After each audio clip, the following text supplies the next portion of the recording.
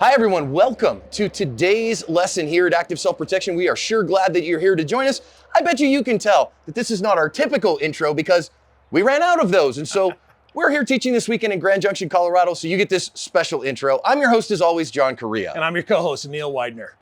What you see here in the beginning is a setup. You can see our bartender here. Now watch this guy come out from back behind. And this guy is our perpetrator. And here at this bar, he sat at this bar for about 2 hours, according to the news stories that I've linked in the description. In that 2 hours, they served him 8 double vodka and Red Bulls. And so he had a total of 16 alcoholic drinks in like a 2 hour and 20-minute period, give or take.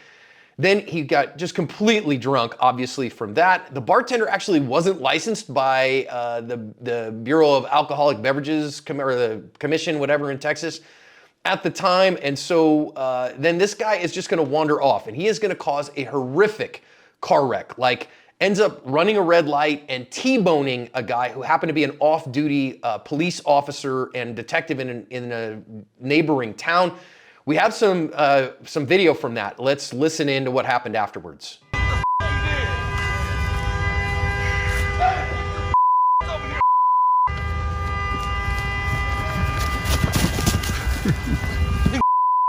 They can't leave. You kill somebody. You killed somebody. Stay right there. You stay right there. You see what you did? Unfortunately, the off-duty police detective, that silver car was his, died in this car crash of his injuries. Again, the guy ran a red light and T-boned him. His wife and his 7-year-old were in the car as well. Police did take the drunk into custody. He ended up pleading guilty to intoxicated manslaughter and is serving a 15-year sentence for this. The bartender who served him is facing charges for serving a visibly intoxicated person. I haven't seen a follow-up on those charges. The wife of the deceased has filed a lawsuit against the drunk driver as well as against the establishment and the general manager of the establishment and General Motors, who made the vehicle that they were in, for damages from what happened here. Palm pepper spray is next generation OC spray. It's hot at 1.4% major capsaicinoids, and its modular design means you can customize it exactly to you. 3 different setups, lots of different color combinations. You can make it exactly as you like. And the flip top safety prevents accidental discharges. It's 10 to 12 foot range and 25 half-second blasts.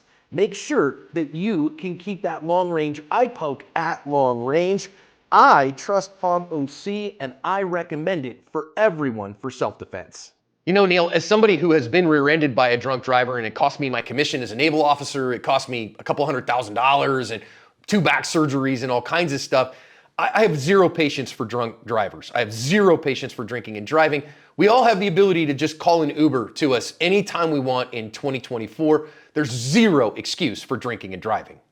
You know, there really is. And John, yours is a very drastic one where it cost you so much. I got hit by a drunk one time and I'm lucky to have walked away.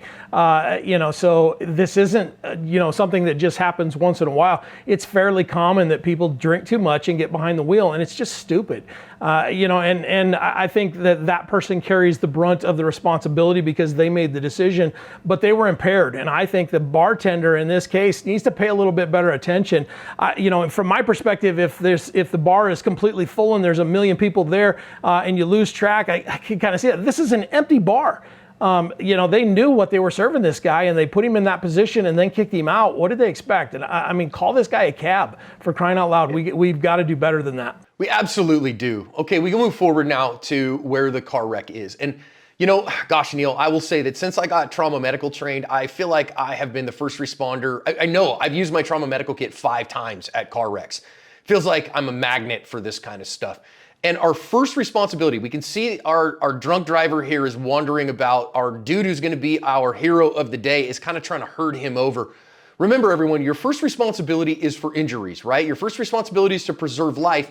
Your second responsibility after life is preserved is to preserve the scene and make sure that when the second responders, police officers, firefighters, paramedics get there, that everybody is there. But the chaos of this, Neil, it can be hard to do.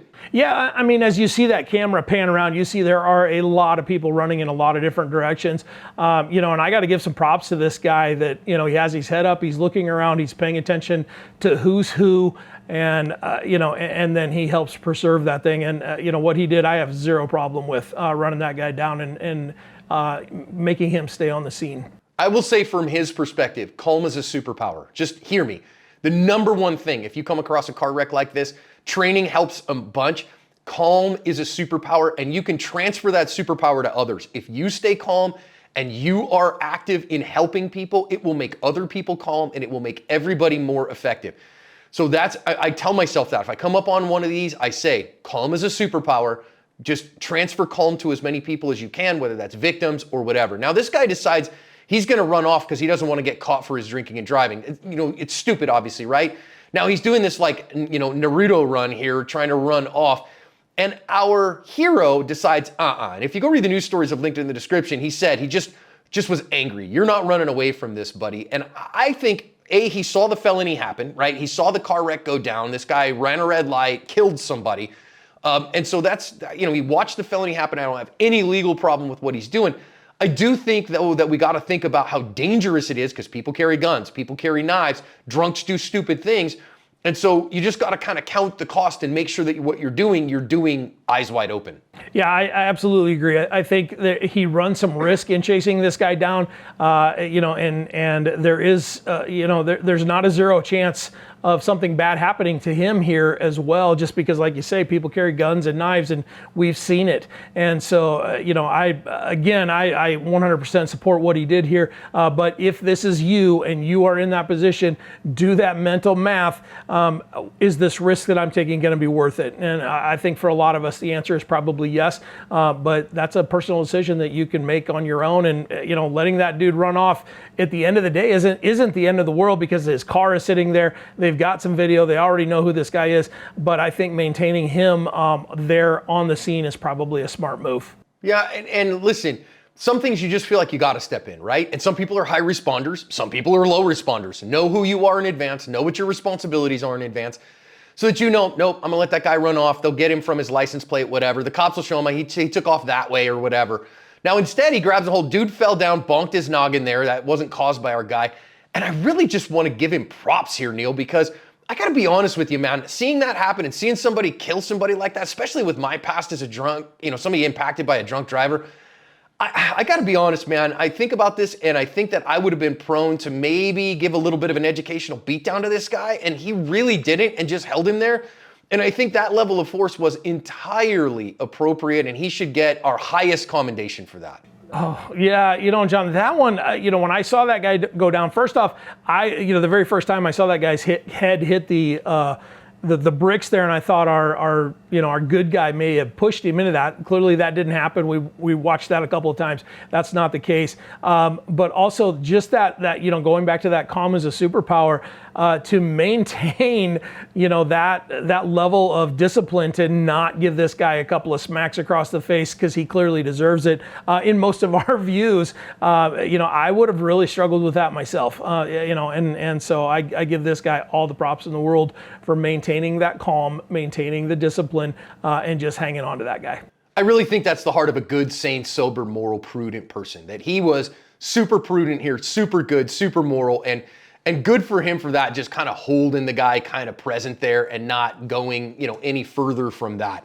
Now, as it pans away over to, the car wreck scene, I just want to say this. I keep a big medical kit in the car for stuff like this because I've been the first responder at least 5 wrecks and needed my med kit with this. And secondarily here, you see everybody trying to open the doors. And I keep these, and I'll put a link in the description to it. It's called a Rescue Me tool that I know some people like a pocket knife with a glass breaker on the bottom of it. These little Rescue Me tools, I just keep one zip tied to my medical kit for just exactly this kind of thing. I can't get the door open, but I need to get through this side window, and it breaks them very easily, very effectively and efficiently, and lets you get in there when the doors are jammed up like these are. Yeah, any kind of tool to be able to help somebody in that case, and for some obvious reasons, I can't carry a tool like that because I've got one at my house that might just use that on my own vehicles. So I do have the pocket knife with the thing on there. Understanding, I've tried to break a window with that at a junkyard once just to see, and it took me 4 hits. And I'm a fairly large guy, so to take 4 shots into that thing, if you've never done it, go to a junkyard, pay somebody $20 and go break a window. Get a feel for what that's like. Because if you have to save a life, you can't just decide I'm going to pull on this door handle until the door opens. Because clearly in this case it didn't. And then having some medical training and kit with you to be able to treat some folks is super important. And like John said, we've got the big ass med kit. I've got one of them in the back of my pickup, in the back seat as well, so that we can do that if the time comes. And I live in the rural America. When I'm driving down the road and you see some dude out in the field bleeding, you got to stop. Lives are at stake, and so you've got to have some training. You've got to have the tools to be able to help in those cases. And of course, if you want to buy one of those, there's a link in the description to Mountain Man Medical, and any money that would come to ask for those, we actually donate to charities, and we change which charity it is. They're all worthwhile charities. Or go roll your own. I don't care. Buy somebody else's. That's fine. Have it, and make sure that you've got the skills. Ours, the proceeds from that go to charity. So that's why we recommend those. So get one of those. But really, calm is the superpower. Training is the way. And this defender, this hero, I think deserves our highest commendation. Good for you, bro. Great job of stepping in and maintaining your highest moral standards in what you did. Obviously, the drunk driver, 15 years, I think, is a pretty easy sentence for him. They should bury him under the jail for that. I'm praying for this man's wife and for his child today. At the end of the day, let's do better than this to cover our asp.